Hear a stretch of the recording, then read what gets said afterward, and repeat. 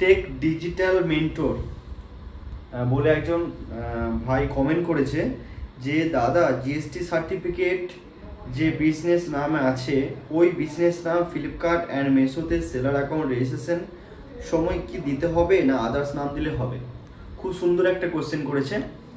প্রশ্নের উত্তরটা হচ্ছে জিএসটি সার্টিফিকেটে আমাদের যে নামটা থাকে, যে স্টোরের নামটা থাকে বা কোম্পানির নামটা থাকে, সেই নামটা তোমরা ফ্লিপকার্ট অ্যামাজন মেসোতে স্টোরের নাম যখন তোমাদেরকে সেভিং করতে হয় তখন কিন্তু স্টোরের নামটা ওটা দিলেও হবে, যদি ওই নামটা ফ্লিপকার্ট অ্যামাজন মেসোতে কোনো সেলার যদি আগে থেকে ইউজ না করে থাকে।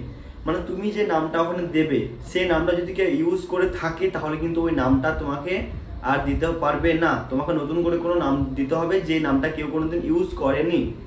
এবার ওই নামটা দেওয়ার সময় কোনো রকম কিন্তু স্পেস থাকলে চলবে না, একসঙ্গে কিন্তু ওয়ার্ডগুলোকে একটা ওয়ার্ডের মধ্যে একটা সংখ্যা দিয়ে কিন্তু করতে হবে, কোনো রকম স্পেস ছাড়াই কিন্তু দিতে হবে, ঠিক আছে? তো যদি এরকম কোনো কোশ্চেন্স থাকে আরও তোমাদের জানার তাহলে অবশ্যই কমেন্ট করো, আমি তার কোশ্চেন্সের অ্যান্সার নিয়ে তোমাদের কাছে ভিডিও নিয়ে আসবো।